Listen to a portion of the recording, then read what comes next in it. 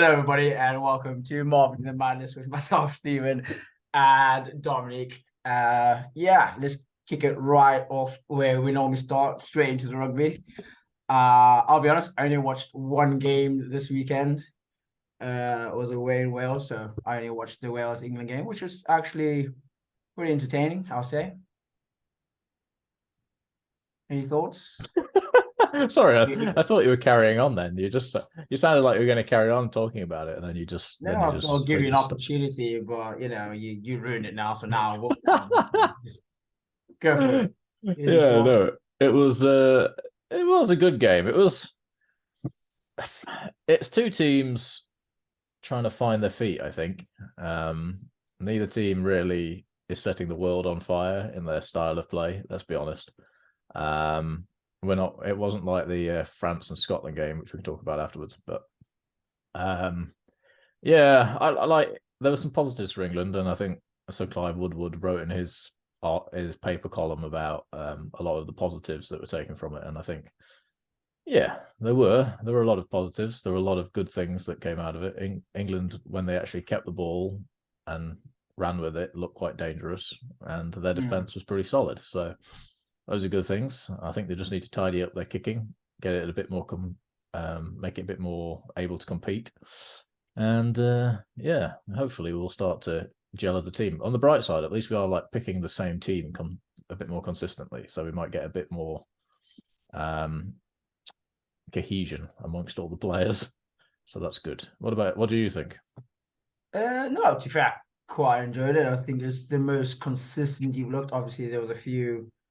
There was one try scored where it was just freak action that's how it happened. But other than that, I would say you look quite consistent, except for again, I'm gonna pick out Owen Farrell missing quite a few more kicks. It's a bit surprising for him. Yeah, I don't know what's going on with his kicking because I actually think there's a lot of people who are still having a grumble about him and how bad he's playing. But actually, I think other than the kicking, he's not doing the like breakthrough runs that Marcus Smith might do, but he's actually running the game quite well generally, I'd say. It's just the kicking. I'm not quite sure. It's a Maybe bit odd he's because like a few of them I'd say were sitters. Well, I say mm, sitters like I could go do it. No, I couldn't. But like to him, to his standard, his level, you think 9 times out of 10 he's banging them over, and then he missed some of them quite wide. I'm like, oh, it's a little odd, but you still win the game. So lucky for you, it's not going to be like the main talking point. But as long as you keep winning, people are gonna like what's the word, look over that for the moment. But when it's going to be really crucial, it's going to come down to those final points where it really matters. There, yeah, people are going to be really up in arms about it. yeah, I think so. I'm not quite sure. Sorry, I noticed there was a big glare on my screen, so I was trying to It's fine. get Just rid of avoid my whole point. It took me about 10 seconds to think about it. It's whatever. it. No, I agree. I think we if Owen Farrell had got a few more of these points, we might have. Well, we would have probably won the Scotland game in truth if we'd have kicked some of our points that we had on offer. So It's true. we would have probably been undefeated right now, which would have been very fortunate to be in that position. But that's the reality. That's the difference. If you have an inaccurate kicker, then you lose those tightly fought games, and that's what Owen Farrell's doing. I mean, in the past he's been dead reliable. Yeah. So I don't quite know what's happening with him, but let's hope he gets his eye back in for when we play France next. Because you kind of feel sorry for him as well, like because we're used to him at such a high standard, so like any level of drop is automatically seen. You miss two or three in a row, you're like, hmm, why you're not maybe picking anybody else? But like you say, it's not just his kicking ability; he does other things. Yeah, So he's a phenomenal you can player, see no matter why what people it's say. like team morale as well. So it's quite important. Yeah, he's a phenomenal player. There's no doubt about it, and all the players that talk about him say he's so good. Yeah. Fans just don't seem to like him. He's got a strange tackling technique at times, that's for sure. But I don't think he deserves all the hatred that people give him, to be honest. But Oh no, never. Me personally, I never say it's hatred. It's just things you pick up. Even a casual can see that, oh, okay, this guy can not be quite consistent, and then he's now not. So yeah, yeah, I'll never say, oh no, he's the worst player on the field. It's just those are the things I happen to pick up. I'm sure this one's going to get back to him. I'm pretty sure of it. He's going to be so worried about what I am saying. 100%.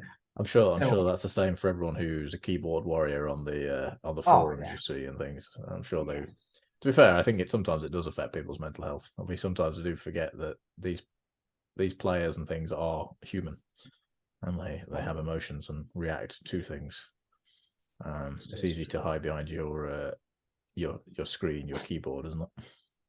100%. But then in the same line, I also feel sorry for Smith. Like that was such a weird decision to bring him on for like 3 seconds of the game, and then entirely drop him for. I think obviously it's not on this weekend, but the weekend after. And I'm like, I don't feel like he deserves that, But again, it's not. No, I think the thing is Steve Borthwick's trying to give the team that's on as much game time together as possible to try and help them gel. And I think actually that's the right thing to do. When we've been making substitutes, we've tend to if you change too much of your team too quickly, you tend to fall apart. I've noticed, like when we've done it in the past, like against Scotland, your team starts to perform worse than it was doing. So I actually agree with it. I don't know about dropping him or bringing. I don't know why they brought him on for 30 seconds. To be honest, they might as well just not. But I suppose they gave him a cap. I suppose. But against. I don't think they've necessarily dropped him at the moment. They sent him back to get some game time. So he probably will be back in the squad next week. But if it comes between him and George Ford, I don't know.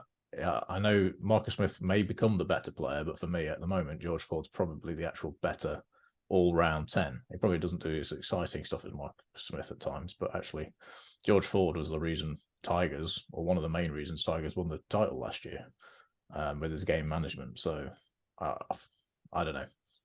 If George Ford was in the squad rather than Marcus Smith, to me, it wouldn't be an unfair position. Other than George Ford hasn't played much this year. Okay, I've been told. I've been told. No, fair enough. If that's what you believe. I feel like just give him a chance. For me, I think he's the much more exciting player. All right, I hear him on personally. And I think that's like the thing. again, there's no. It's weird for me because like there's no stakes in it for me, but like in terms of general excitement of watching the game, to me, I wouldn't say they're better, but like it's just like I say, it's just more exciting to watch. So I think that's the thing. A lot of people associate more exciting with better, and I don't. I think he is an exciting 10, and I think he's a brilliant player. I don't misunderstand what I'm saying, but I do think he's not yet overall, in my view, performing as consistently at that level as George Ford, for example. I think he is getting there, and I think at some point he will probably overtake them. But that's just where I think he's currently at. okay. Fair enough. I'll probably get shouted down for that one if lots of people listen. But no, like we said, it's just both opinions. So let's not take it too seriously. And then we head to Italy, Ireland. Did you watch that one? I did. It was I was actually watching it at my sister-in-laws and brother-in-laws, and it was it was a good game. Our niece was getting well into it, which was entertaining. She was enjoying the people running into each other and tackling each other, and it was great. To be honest, Italy pushed Ireland a lot closer than. Well, I don't. In the past, you'd have said a lot closer than you thought they would, but judging by how well Italy played the first couple of games, then I don't think it's that surprising. Although I always thought Ireland would have too much. I think I said last time they'd win by 20 and they won by 14. So they were still a fairly comfortable win in the end, but Italy really did make them work for it, and so it's really exciting. You want every team in the Six Nations to run each other close. I would like to see Italy get a few more wins, if I'm honest. I'd love to see them snatch a few wins. So I just think that would be really good for the game.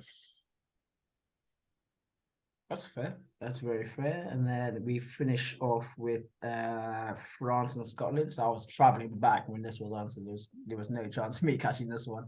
Maybe we're gonna watch highlights, but we'll let you run it this week. Yeah, as I thought, to be honest, it was probably the most exciting game of the weekend, and it was made probably a looser game in some ways by the fact that about 3 or 4 minutes in or something like that, one of the Scotland players got sent off with a red card, promptly followed about 4 or 5 minutes later by one of the French players getting a red card.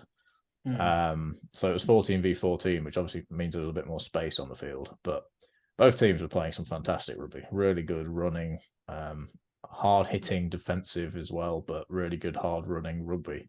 And France just had too much. To be honest, they were 19-0 up at one point, so Scotland had a long way to claw themselves back, which they did, and they brought themselves into a chance of winning it. It was a really good game. It was the sort of game that you want to watch rugby for.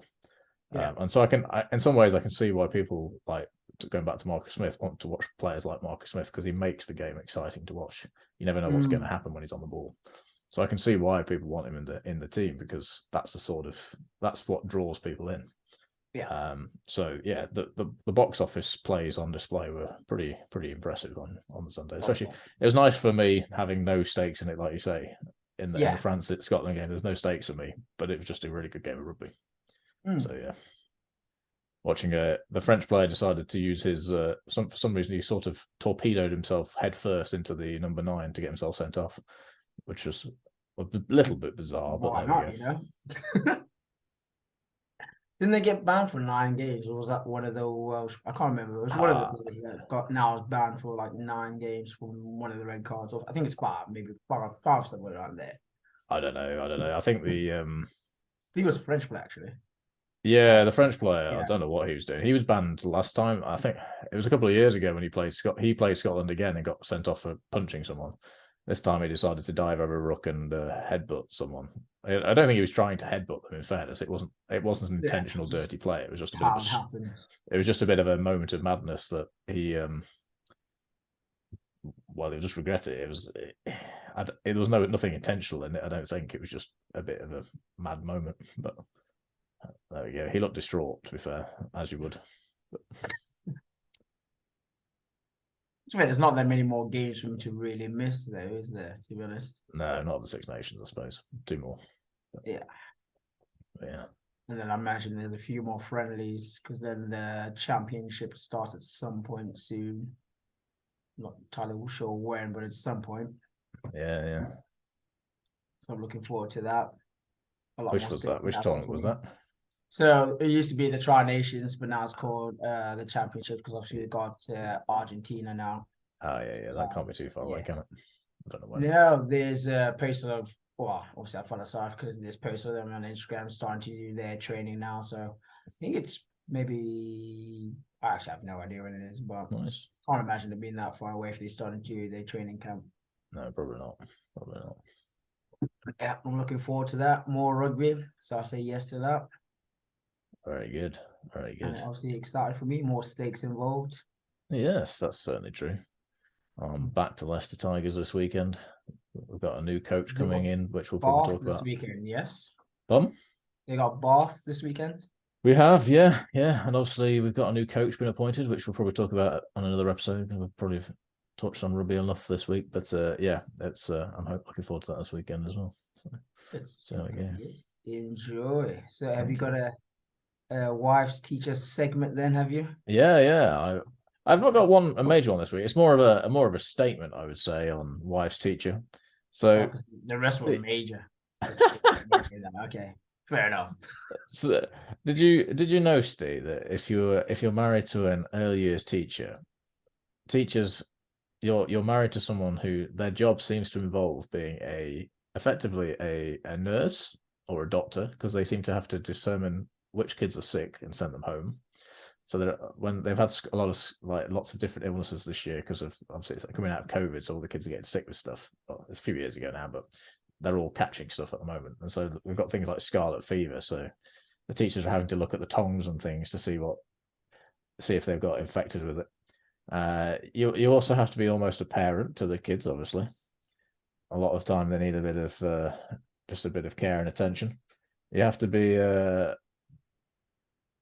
caretaker. You have to do nappy changes. You have to clean up sick. It's a really Oh, and then also you're also a manager because you have to manage TAs and things, and do all your paperwork and stuff, and do a bit of admin. It's a very what I'm basically saying is my job. I do one thing pretty much, and I'm okay at it.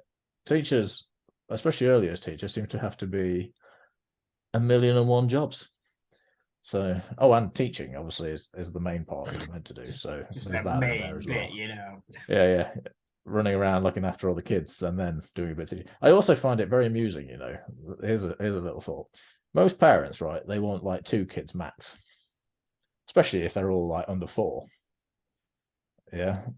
Okay. But you're thinking like in a nursery, for some reason, you're allowed like 13-1 or something like that. 13 kids to 1 person. And it's like, Yeah. how does that work in any way?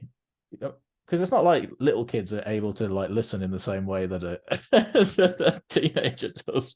Oh, yeah. Teenagers are well known for listening. Well, I know they're not, but at least they probably sit down at their desk most of the time. Whereas like little kids, I don't know how you can have that many eyes in the back of your head. But anyway, there we go. There's my thoughts for the week on being a husband of a teacher. Some would say they might deserve a raise, you know. Well, some might, and all the other problems. So you have to listen to our previous episode for all that stuff. Just go on a whole another rant again. No, obviously, yeah, there's a lot to do for them, and they deserve a lot more help as well. Yeah. Oh, and you've got to make your own all your own equipment half the time. My wife's always making Play-Doh at weekends. Anyway, enough of that. It's just impressive the multitasking nature of teachers. There we go. I'm sure they all, sing a little hurrah for that little speech you gave them right there. It was Their little beautiful, wasn't it? appreciation post, shall we say? Very good. Oh, I've got another topic, by the way, on a Okay. very different note. It should be quite short though. Politics. I'm going to get into politics for a moment. I'm not going to get political in the sense of choosing a I'm political going to go party. into politics. I'm not going to get political. Okay. All right. Then. No, let me clarify. I'm not going to get into different political parties. I am going to say this about politics, though, in the UK. How come you can be like the minister for a certain area of the country? Let's say the education minister or the minister for health or whatever. How can you be that if you've never had any experience in that field, and then make decisions based on your own very limited experience or your own judgment? To me, wouldn't it make more sense that you have to have like 10 or 15 years in that industry or that field or that area before you can become the minister for it or an MP? Yes, you would think so, but obviously it doesn't work like that. It's more of who you know instead of what you know. Well, So I know, but can't we change the rules? Oh, 100%. 100% we should, but will it really make a difference? No, because it's not just in politics. It's, every other day normal jobs as well. There'll be a lot of people that are in certain positions and they definitely shouldn't be because they know nothing about, what's going on. If you have to explain something to a higher up who should already know, I feel like I don't think it's the position for you. That is Fair a enough, you problem. might be brand new at it, but at least do the research, Yeah. It shouldn't be somebody else's job to then tell you what you should be saying or what you should be doing. That's true. I just think if we actually took some time to go in, if you went into the actual world and worked for a bit and or did something, it doesn't. I say work, but you could be volunteer for a charity, or you could be a full-time mum raising your kids, whatever. If you understand, if you've been in the real world, and there are politicians that have been, I'm generalizing, but if you have experienced the real world and you know what the struggles people are facing, then you're more likely to actually understand a little bit better what is the best way to do things. And I think too often a lot of our arguments it almost feels like when you watch some of the debates and things in Parliament. I don't know if you do. I've seen a few. I'm not a massive follower. When you see it on the news and things, you think it's like a group of school kids sometimes. And I just wonder if actually would it be better if we had a bit more of a. Anyway, well, that's a different conversation. Working together more as Yeah, a because country. every But time I see it, it's just people waving papers around and not much really being done. So yeah, it doesn't really bring a lot of confidence. Like, oh, they're talking about this today. I'm like, yeah, well, they're talking, but what they're actually doing. yeah. Yeah. I just want to see people who have got the experience in that area. And I think it'd really Yeah. benefit the country. Well, I think it shouldn't just be in politics. Think it should be in all forms, of the working area. Because similar to how you were saying before, where you have people on the board that have never done, the ground level stuff, and then they'll make changes, and the changes don't really make sense because they're just implemented from the way they see it. But if you go down to the low levels, actually work with the people and be like, oh, we think about implementing this, and they can give good feedback, or be like, oh, maybe we should do it this way, and actually work together, and then it'll run better rather than these are the rules. They've come down from the highest, the highest point or whatever, and that's just the way it is. And then now you've made your employee staff quite unhappy, and brings down overall morale. Yeah, yeah. I think you don't need to have been through every area of your business, but it's helpful to have at least a bit of an understanding of what people are facing, isn't it? So spending time with people and getting to know them is quite important. 100%, 100%. Or basically, like anybody else, you want to make sure, like, you feel like you heard, opinions matter. They might be rubbish, but at least if you listen to you, you're like, yeah, at least you listen. That's as good as we can take it. Yeah, that's an improvement, isn't it? Mm. Anyway, there you go. There's my little segues for the week. That's good. Do you want to read out the message I sent to you, and then we can answer it? I will Possibly. struggle since my phone is working as my camera and it's strapped to my screen. Look at you, terrible setup design, man. I know this, but it is what it is.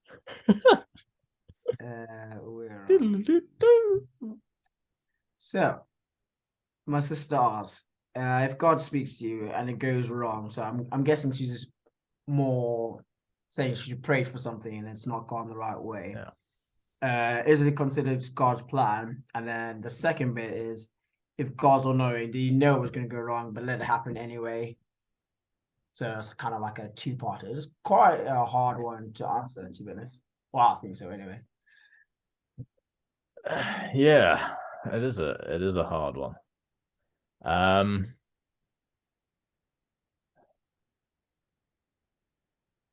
Just say that first part again. Let me make sure I get it straight in my head.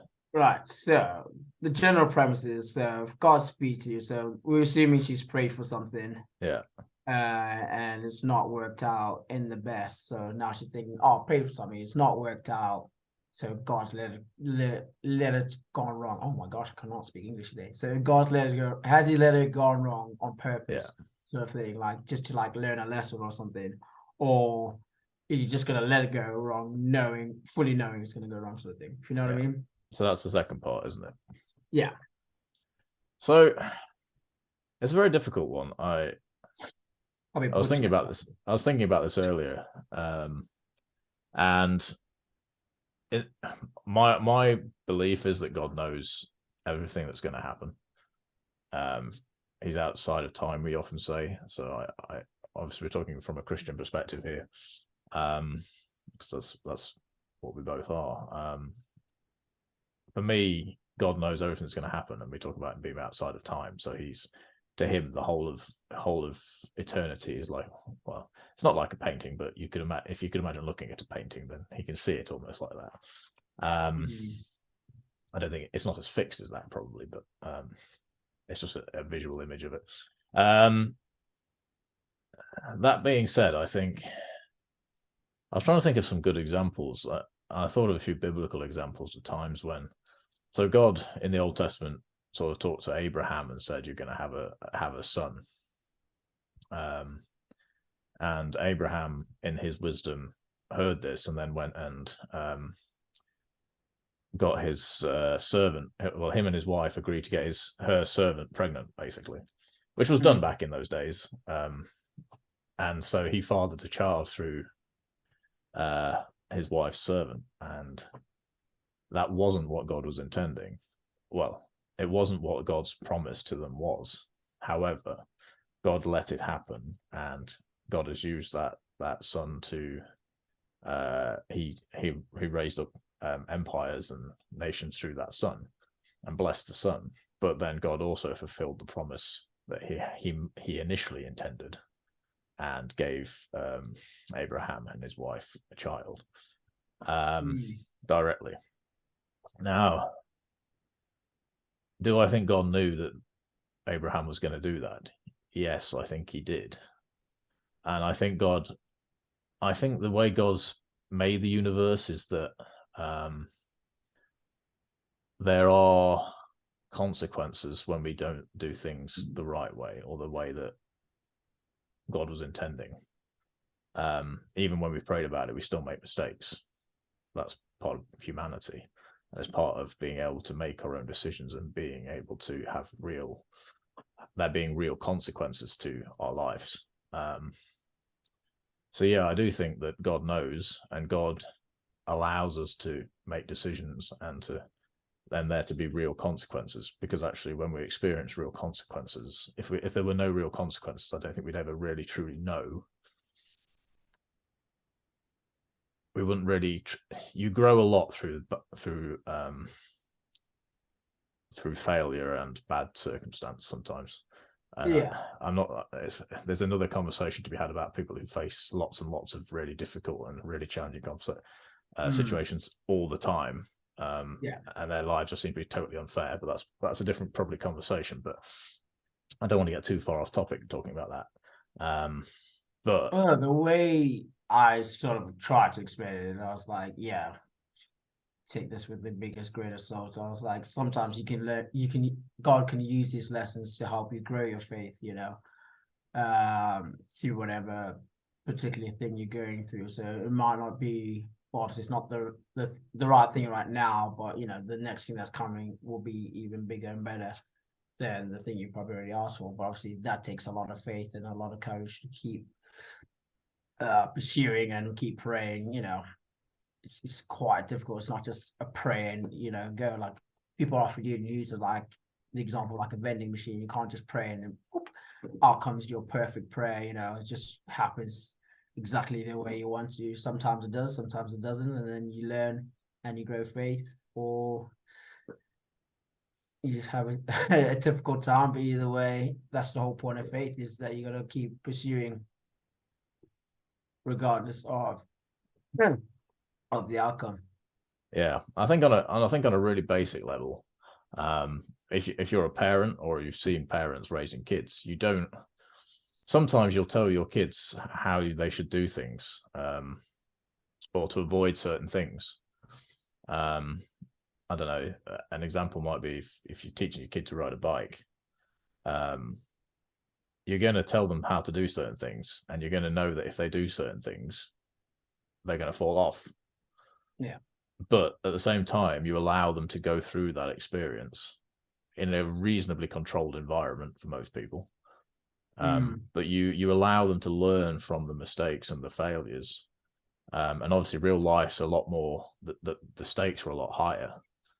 And there are other factors, other people making mistakes, other consequences from people's actions. However, and they've got to factor all that in. So it's a really complex situation. We're not talking about an isolated incident like a parent with a child in certain situations. But the facts are the same. A child will learn a lot more about how not to do things and how they should do things by experiencing the wrong.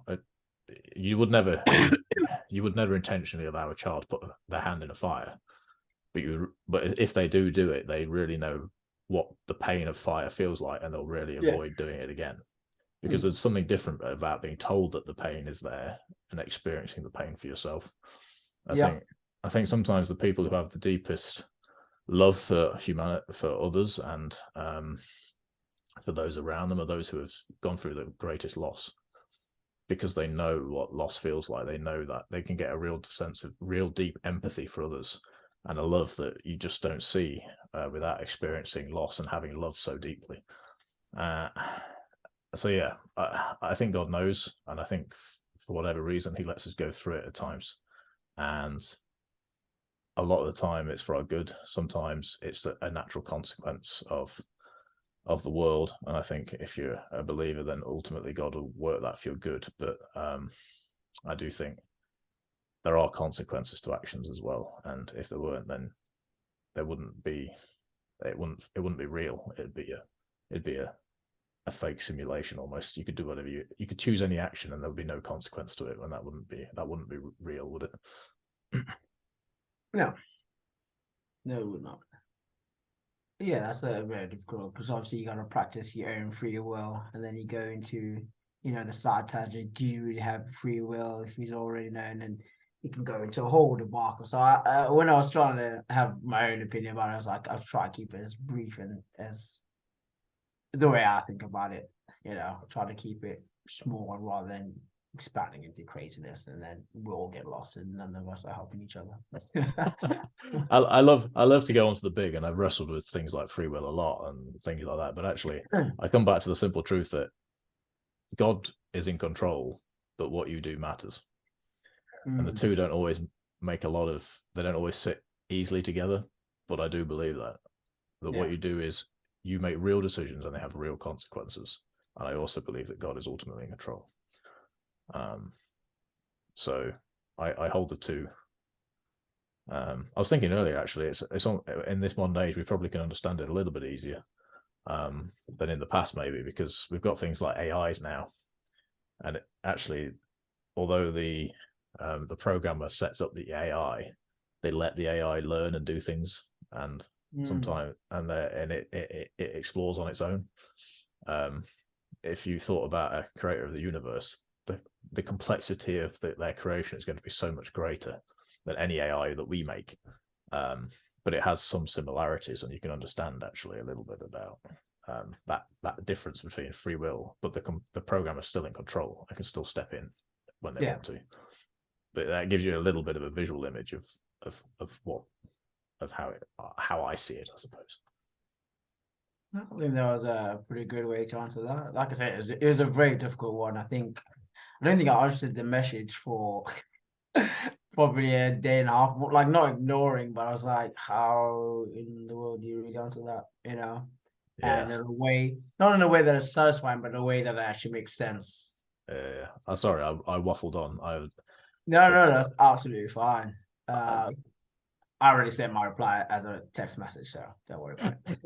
the other thing I think it's worth saying, and I've probably said it I haven't said it, but it's important, is actually when you're faced with the consequences of actions and the reality, and sometimes we have real disappointment, and it's really hard. It's really easy on as a theoretical discussion, isn't it? But reality is so much harder and so much more painful at times. And for sure, because there's always so many consequences to everything you do, and you gotta think it's not even consequences for you; it's other people involved because there's so many decisions. So like I said, it gets super complicated. It's not just a simple prayer and go. Life is messy, and I think, and it's okay to go through the whole range of emotions, to be angry, to be sad, to be full of rage at times. That's okay. I think sometimes we find it that it's not okay to be sad, to be angry, but even I think God wants us to be. We need to be real with who we are. Let's not hide away. I'm terrible for burying my emotions and pretending I'm a robot. No, I don't pretend I'm a robot, but I do bury my emotions too much, and I think it's a very, particularly probably a male trait, because our society has encouraged it so much. Yeah, I was about to say, I don't think you're alone in that one. Especially nowadays, you get called out for it as well. Well, I suppose you've always been called out, but not you entirely, but like, I mean, as a male population, if any time you express any sort of emotion, you look at it as like, oh, you're a weaker male, etc., which is so stupid because we both share emotions, but for whatever reason, we've been said, well, it's just been said, you don't show it, which is dumb, but it's the way it goes, unfortunately. Yeah, I think I've had a conversation with a few people recently. It's actually, wouldn't it be? It's so unhealthy. It's so unhealthy to. Did you start crying when you were having this conversation? I didn't. I still don't cry, really. but it's so unhealthy, isn't it, to bury our emotions and not to talk about things, because so much of actually having real honest conversations with your friends and those close to you is so invaluable. And they always talk about a problem shared is a problem halved, and it's not always true, but it does have some element of truth to it, that when you share things, it's a burden that is taken off of you, and actually your friends and family want to be there for you. And I just think I hope that anyone who's feeling like that just find someone that they can share with. Sorry, that got real deep, but No, no, but that's an important message, and I think it's one that we don't say often enough. And it seems obvious enough, like, oh, just have that conversation. But like you say, it takes a lot of build up, and like what would be the backlash? It's so much that goes on. So sometimes you think, oh, is it even worth it? Or rather just sit with it, bury it, and then it comes out in some other negative way, which is always quite sad. yeah, it's life, isn't it? Life's messy. But if we bear with each other and love one another and share a little bit of understand each other's failings and bear with them, the world would be a lot better place. This be true. Well, we'll go into something a little bit more positive, shall we? Go on. We've not got long left on our thing. Yeah, that's all good. This one shouldn't take too long. It's something you're kind of doing already. So there was a study, I think it was they've been doing it over 6 months, but it was only made the news, I think, this last week. So they're doing 4-day work weeks. Yes. And they're just seeing like how people found it and surprisingly, this is the thing that blew me away. Who would have seen this coming? People were happier. They got much more done. They were productive. Who would have known? I know. I said I had this conversation on the work actually, and I said, it's I don't think I've realized that I do as much probably now. I do extra time. That's I'll be real. I do overtime quite regularly, but I get as much done now because I'm actually having a clear headspace. Yeah. And I'm starting the week in the right way. And I do 4.5 days a week, so I do 5 one week and 4 the next. But it's so much better for you. It's so much better for you. I honestly think that. I just think you just get that little bit of extra time back. Fridays are generally unproductive anyway, so what difference is it really going to make if you take it away and just give the people that 4-day weekend? You come in. There you go. Yeah, so basically, to make a long story short, I think it's something that a lot of companies should start looking into, and definitely give it a good try and just see how it works. But I think generally everyone will feel happy about it. Can't really harm it. And I think the other thing they reported as well, like not obviously productivity, but overall like sales and everything generally stayed the same. So it's not like they even lost money. No, I just think people are going to work hard to try and fit in the work in 4 days and try and do what they can to make it work. And actually, I think even I was talking to someone at my place about construction, and they're saying it's going to be hard to do on site. And I said, the reality is actually if we dropped it to 4 days, our guys are staying away from home. So a lot of the time we do half days on a Friday anyway. And if we said you do a full day Thursday and you travel home Friday morning, the reality is that the guys will probably do the same amount of work. They'll probably work work more efficiently during the week. They'll probably be happier, and they'll get more time with their families at home. So they're going to be happier as well. And they're going to work probably more. They're going to be happier to do work when they're at work, because staying away from home is not great for you. It's not good for your mental health. It's not good for your lifestyle. I've done it a few times. I've not stayed away regularly, but when I have been away, you're in a hotel or whatever, and you're eating out. You're having not the most healthy food generally, and it can be quite lonely as well. And I just think that the balance would be so much better if we let people have an extra day, because we talk about it being an extra day off, but a lot of the time it's not. Well, it is in a sense, but at the moment people are so busy at weekends. Because now most people, especially even if they're in couples, they're both couples both of the couple are working all the time. And so Mm. you spend at least one of your days of your weekend doing jobs, if not both, for a lot of people. And Yeah. then there's no time to recover and give your brain a rest. So Like yeah, I said before, it gives you that extra day, so you can get on top of things a little bit more. So you actually do have a bit more weekend and you can come in fresh. Well, it's up to you how you use it. Obviously, you can still come in exactly steaming the way you were before. Who knows? But like I say, you have that extra day, you have that choice now. So that's up to you what you do with it. But I think generally people would appreciate that a lot more. I agree. I think everyone. I'd be if I owned my company, I'd be definitely trialing a 4 day. Yeah. I Let's think be there honest. would be certain places where it wouldn't work. Like I feel like, for example, my workplace that wouldn't really work. Oh, Um, I that think one you would could. be a difficult one. I still think you can make it work. I think you would have to stagger though when people have their 4 days. That people just have to. You'd have to work slightly different shift patterns, and people would have to do it. I know you don't have many staff. That's part of your problem, but Yeah. like if they really wanted to, they could make No, it I don't work. even think it's a staffing issue. I just think, it's leisure in itself. So it's the fitness. People want to go often as much as they can. There's some people that literally will work up 7 days a week, even though you tell them not to. So I can't imagine to tell someone like, oh, okay, for our own employees' sake, forget your own mental health or whatever. But for our employees' sake, we wanted a day off, and then there will be a lot of backlash for things of that nature.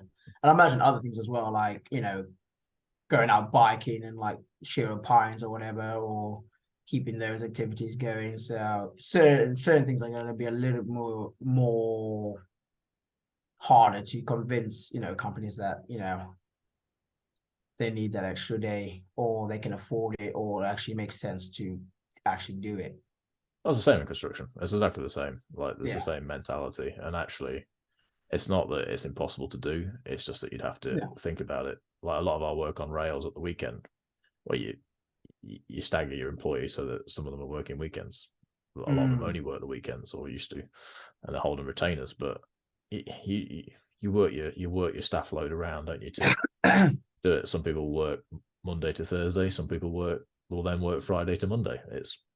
Yeah. It's not impossible. That's the point. Yeah.